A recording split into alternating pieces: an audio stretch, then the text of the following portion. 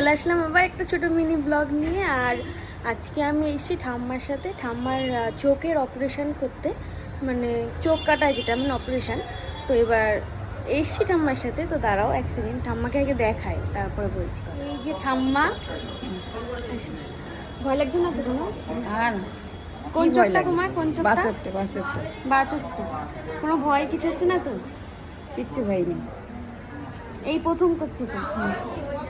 তো ঠাম্মা বলছি ঠাম্মার কোনো ভয় লাগছে না, কিছু হচ্ছে না?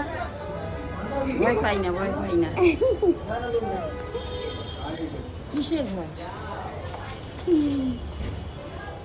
আমাদের সাথে কিন্তু এরা সবাই গেছিলো, আর সবাই কিন্তু চোখ কাটাতে গেছে। এই হসপিটালটা ছিল নিউ আলিপুরে। আর হসপিটালটার নাম ছিল হচ্ছে সারদা হেলথ কেয়ার। এখানে নাম্বার সব কিছুই আছে, তো আপনারা যোগাযোগ করলে এই নাম্বারে চলে যেতে পারেন। আমরা কিন্তু অনেক সকাল সকালই পৌঁছে গেছিলাম।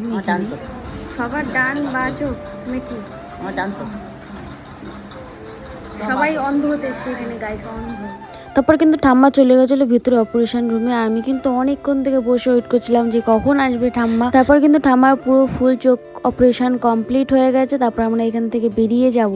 আমরা কিন্তু তারপর এখান থেকে কিন্তু আমরা ডিরেক্ট চলে গেছিলাম খড়িবাড়িতে চা খেতে। আর এইখানে ফেমাস চা হয়তো অনেকেই জানে, আর এখানে চাটা কিন্তু খুব সুন্দরই ছিল। আর সাইডের রাস্তা থেকে শুরু করে সব কিছুই খুব সুন্দর ছিল। তারপর কিন্তু আমি নিয়ে নিয়েছি গরম একটা চা গাইস। আর এই দুধ চা ছাড়া আর কি চাই, সারাদিন যদি দুধ চা হয় আর কিছুই লাগবে না। চাটা এত সুন্দর ছিল, আর এই প্রাকৃতিকটা এতটাই সুন্দর ছিল, ধারণার বাইরে গাইস।